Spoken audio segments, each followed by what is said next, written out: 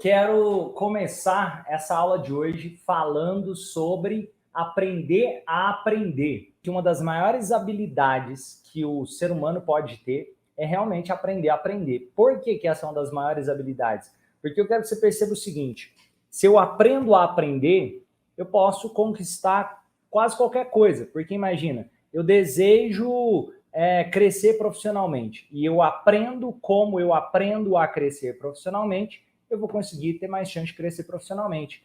Eu quero passar num concurso público, eu aprendo a aprender, eu vou ter mais chance de passar nesse concurso público e assim por diante. Então, aprender a aprender é uma habilidade que vale a pena ser falada. E eu queria trazer aqui para vocês hoje por que eu vou falar dessa habilidade. Porque tem a ver com mente, com psicologia, tem a ver com aprendizado, com estudo. Como que você pode fazer para criar estratégias para aprender melhor? Primeiro, importante praticar. Eu quero colocar aqui no quadro um dos erros comuns. A pessoa chega e ela acha que o aprendizado tem a ver com o estudo. E esse é um dos maiores erros. Isso é muito falado na escola. O menino tem que estudar. Se ele não estuda, ele não vai aprender. O estudo é algo passivo. A prática é algo ativo. Então, exemplo meu, eu mesmo ali, por exemplo, tendo vários sintomas da TDAH, talvez até o diagnóstico, se for olhar, eu ainda consigo ter boa aprendizagem. Eu considero que eu consigo aprender muito bem as coisas, que essa foi uma habilidade que eu desenvolvi muito bem, porque eu treinei a aprender. E aí, qual que é a estratégia? Você vai pensar o seguinte, olha aqui, ó. Estudou, imagina isso, eu estou querendo aprender sobre qualquer coisa, estou querendo aprender sobre psicoterapia, estou querendo aprender sobre fazer atendimento psicoterapêutico. Primeiro ponto importante, você estudou, você, além de estudar, ó, estudei. O estudo, pelo estudo, ele foi passivo. Como que eu transformo ele em algo ativo? Quando eu começo a praticar ou usar aquilo de alguma forma no meu dia a dia.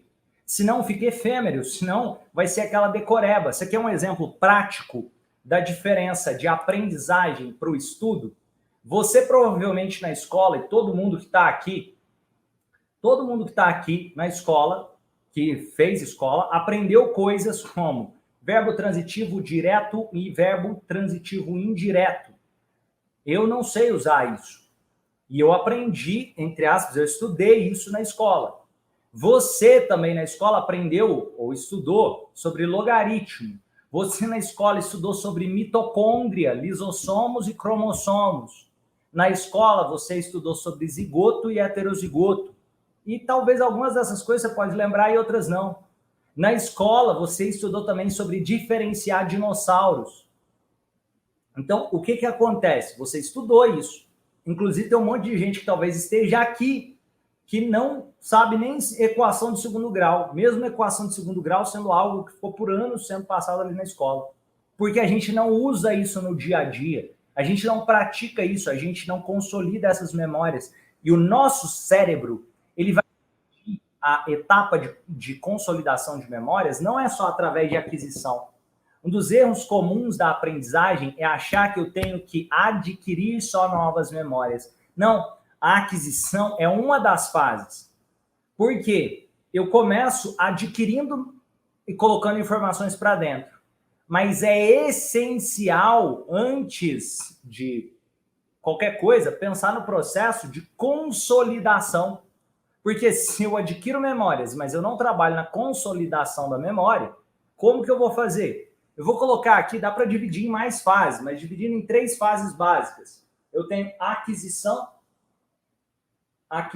de memórias, depois eu passo para consolidação e depois eu passo para evocação. O que é isso? Basicamente, eu adquiri uma memória, eu consolido essa memória, eu facilmente posso evocar essa memória quando eu precisar. E dá para dividir isso aqui em outros passos. Eu posso, por exemplo, aqui adicionar retenção e assim por diante, da memória e assim por diante. Mas colocando aqui, ó, Como eu faço, então, para consolidar uma memória? Como eu poderia fazer para que a equação de segundo grau se tornasse algo que eu vou saber e aprender aquilo? Uma das formas mais fáceis é entender a funcionalidade prática daquilo e usar aquilo no seu dia a dia. Porque senão o seu cérebro vai achar que aquilo é inútil e vai esquecer isso para preservar a sua saúde mental. Inclusive, o seu cérebro, cara, o nosso cérebro, a nossa mente é incrível o funcionamento de como ela funciona, sabe por quê? Você não escolhe aquilo que você vai aprender da forma que gostaria, até porque tem um monte de coisas que você não precisa aprender. E talvez você pense que conscientemente que precisa e na verdade não precisava. Exemplo, ali na época de escola, talvez você acreditava que precisava aprender mitocôndrias e você nunca mais usou isso. E aí você teria perdido tempo e perdido, inclusive, cara, atrapalhado ali um monte de funcionamento sem entender aquilo tudo.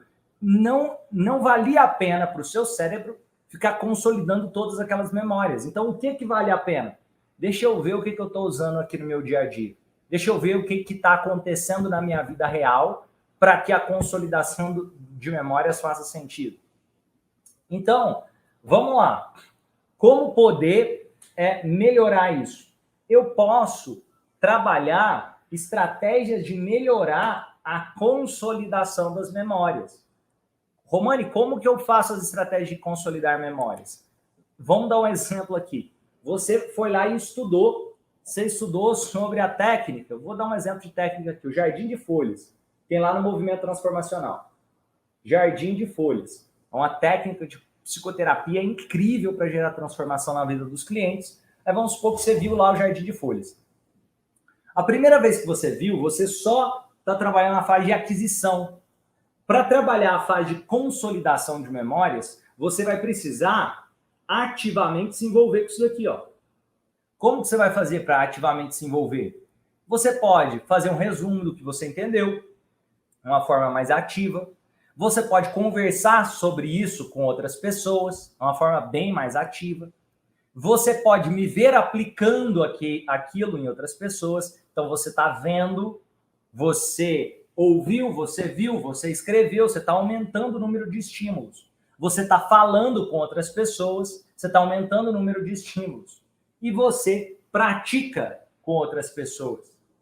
Isso vai fazer com que a consolidação aconteça de forma muito mais robusta, porque o seu cérebro começa a entender, olha, isso daqui então não é algo à toa, isso daqui é algo que ele vai usar, inclusive ele usou hoje. Agora, se você não praticar, se você ficar só na parte aqui da aquisição, o seu cérebro vai fazer o favor para você de deixar algumas dessas memórias simplesmente não serem tão consolidadas, e isso vai fazer bem para você. Eu vou te dar um exemplo que o seu cérebro... Olha que incrível isso. Às vezes tem uma música que você nem gosta daquela música, mas você ouviu aquela música várias vezes. E aí, de repente, você sabe cantar aquela música que você não gosta, ou o refrão daquela música que você não gosta. Por que isso aconteceu? Porque você teve repetição, houve processo de consolidação, você viu pessoas diferentes cantando, você cantou em algum momento sem perceber, e de repente você sabe cantar ela. E agora talvez seja uma música que você goste, que você quer aprender, mas você não fala essa música, você não vê outras pessoas falando essa música, aquela música que você gosta. Então é importante ter estímulos ativos. Eu chamo isso aqui de pontos de contato. Pontos de contato. Importantíssimo entender isso. Você tem que criar estratégias de ponto de contato ativas para que o seu aprendizado seja funcional. Se você ficar só com as estratégias passivas, desculpa, você não está aprendendo, você está estudando, você está fazendo igual vários aqui, inclusive eu fazia com vários daqueles temas que eu falei lá. Verbo transitivo direto, mitocôndria, lisossomo, logaritmo e assim por diante. Pontos de contato. Então, estabelecer pontos de contato vai facilitar a consolidação de memórias. Eu quero convidar você a perceber o seguinte: o ponto de contato, você pode pensar ele falando, você pode explicar. você pode ler, você pode ver, você pode fazer, você pode grifar, você pode resumir, você pode fazer reflexões sobre o tema. Qual que é a diferença? Vamos colocar aqui, ó. Aqui eu peguei uma coisa, talvez eu estava lendo, logo em seguida, se eu assistir um vídeo daquela coisa, eu explicar para alguém aquela coisa, eu tiver grifado aquela coisa, eu fizer aquela coisa, cara, eu começo a aprender aquilo. Vai ficar muito mais fácil de aprender aquilo. Não se limite a só um tipo de ponto de contato ou só um ponto de contato. Use de vários deles. Romani, eu quero melhorar a minha leitura. Primeira coisa, na sua leitura, tenha estratégias para você grifar. Não, por exemplo, eu vou pegar um livro.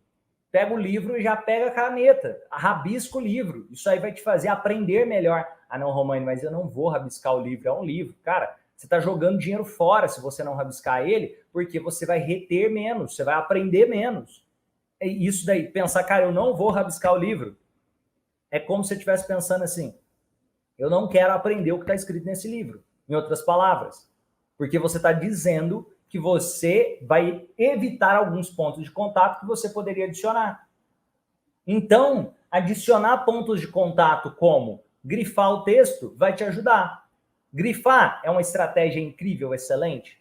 Não necessariamente, mas é melhor do que não grifar. Tem estratégias melhores. Por exemplo, percebe-se que a consolidação de memórias acontece melhor quando uma pessoa explica para alguém do que quando ela grifa. Mas quando ela não grifa ou quando ela grifa, grifar o texto vai fazer ela aprender melhor. Além de grifar o texto, qual outra estratégia que ela pode fazer? Ela pode escrever do lado da página uma coisa com as próprias palavras dela que ela achou relevante, que ela pode pensar e refletir sobre aquilo. Porque no momento que você faz a elaboração daquilo que você está lendo, você está aprendendo de novo. Não é só, beleza, eu li. Se você para um momento e elabora aquilo que você entendeu da leitura, e você faz pontuações, você faz tópicos que seja sobre aquilo que você acabou de ler, você está aprendendo de novo, você está consolidando memórias. Eu quero convidar vocês a usarem essa estratégia, ó, pontos de contato. E qual o ponto de contato que funciona para você? Lembra disso, porque cada pessoa pode funcionar melhor de determinada maneira. Algumas pessoas podem falar, cara, eu funciono muito bem lendo, e você vai conseguir, sim, consolidar bem memórias quando você lê. Outras pessoas podem ter uma dificuldade enorme com a leitura e vão consolidar mais memórias vendo vídeos. Então, você tem que entender, peraí, essa forma aqui, eu percebo que eu consolido melhor. E aí, tem uma pesquisa que é interessante, que mostra as formas de aprendizado de consolidação de memória mais rápidas. E sabe qual que é a top, vou colocar aqui, a top 2 de consolidação de memória? A segunda da lista é praticar. Ou seja, quando você pratica algo, essa é a segunda forma mais rápida de aprender alguma coisa. Romani, então qual a primeira mais rápida de aprender alguma coisa? Você fazer práticas intercaladas, que é você praticar mais de uma vez e intercaladamente. Você praticou, beleza, você pode fazer outras coisas lá, amanhã você pratica de novo. Práticas intercaladas é a forma de aprendizado mais rápido, segundo a ciência. Então, negligenciar isso é negligenciar como a aprendizagem funciona. E às vezes uma pessoa diz assim, Romani, eu tenho dificuldade, eu tenho sérios problemas para conseguir memorizar as coisas. Eu não consigo aprender. E aí a pessoa, ela acha que o coleguinha do lado, ele lê a coisa e aprende a coisa magicamente, sem passar pelo processo de consolidação, sem ter ponto de contato, sem praticar aquela coisa. Isso não acontece com quase ninguém. Então você é um ser humano, como a maioria de todos os seres humanos, que precisa consolidar as memórias, que precisa de pontos de contato. O alemão, o psicólogo Hermann Ebbinghaus, ele desenvolveu lá a curva de Ebbinghaus, que é a curva do aprendizado. Eu quero até compartilhar ela aqui com vocês, quer ver? Olha aí, essa é a curva de aprendizado do Hermann Ebbinghaus. Tá vendo esse ponto? Vocês conseguem ver o meu mouse, só para ter certeza? Vocês estão vendo esse ponto? É como se você tivesse aprendido uma coisa nova. Se você não tiver nenhum ponto de contato com aquela coisa nova, o que vai acontecer? O que vai acontecer é que cerca de minutos depois, a sua retenção já começa a diminuir. E uma semana depois, você vai se lembrar pouco daquela informação como ela de fato era. Você já vai estar usando muito mais a sua percepção da sua informação. E um mês depois, você vai estar se lembrando de menos de 10% do que você estudou. Isso um ser humano comum. Então, às vezes, tem gente que fala, eu não consigo aprender as coisas. E a pessoa estudou só uma vez aquele negócio e não teve nenhum ponto de contato. Ou seja, o que faltou para ela? Maturidade, entender como a realidade funciona. Que ter pontos de contato é importante em qualquer processo de aprendizagem. Assim como, lembra quando você aprendeu a andar? Você caiu várias vezes antes de aprender a andar. Lembra quando você aprendeu a falar? Você teve que praticar bastante, errar, testar, até aprender a falar. Lembra quando você aprendeu a escrever? Você fazia uma letra feia, foi melhorando a letra, você foi aprender a letra A, depois outras letras, estão entendendo? É essencial o ponto de contato para aprender qualquer coisa que tenha maior significância, mais relevância. Então, vamos lá. O que o Hermann Ebbinghaus descobriu? Os pontos de contato, as revisões, consolidavam mais as memórias. E percebe o seguinte, essa pessoa, ela estudou uma vez, ela caiu nessa linha azul e parou de treinar. É como se fosse aquela pessoa que falou assim, cara, eu fiz um treinamento. E aí ela acha que nunca mais precisa aprender mais nada, em pouco tempo ela está caindo no esquecimento. Aí depois tem a segunda pessoa, ela revisa o conteúdo, por exemplo, praticando, por exemplo, explicando para outra pessoa, grifando conteúdo. Vamos dar um exemplo aqui. Essa pessoa aqui só estudou. Isso aqui é o esquecimento dela. Essa segunda pessoa, talvez ela grife o conteúdo.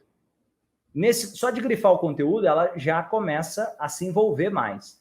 Lógico, com o tempo vai caindo, mas percebe que não cai mais a mesma quantidade? Agora, se além de fazer isso, no dia seguinte ela volta lá e cria um mapa mental daquilo, um exemplo aqui, de forma de ponto de contato, cria outro ponto de contato, percebe que, opa, agora o aprendizado se consolidou mais. Aí vamos dar um exemplo do que pode acontecer. Aí depois ela vai de novo, uma semana depois, e estuda aquilo. Olha que incrível, agora o aprendizado se consolida muito melhor. E aquilo começa a fazer parte da visão dela. Ela, inclusive, consegue explicar aquilo para outras pessoas cada vez mais fácil. E depois, um exemplo aqui, um mês depois, ela vai falar daquilo, percebe como ela já aprende bem e percebe que agora ela está retendo quase 90% do que ela estudou da primeira vez. E isso só foi possível devido à repetição, devido ao envolvimento ativo com a aprendizagem. Então, é importante ter a maturidade de perceber que, por isso que eu falo tanto, inspire conhecimento e expire prática. Eu falo muito sobre isso, porque ao praticar, mesmo que você errar, você está aprendendo. E a gente aprende também com erros.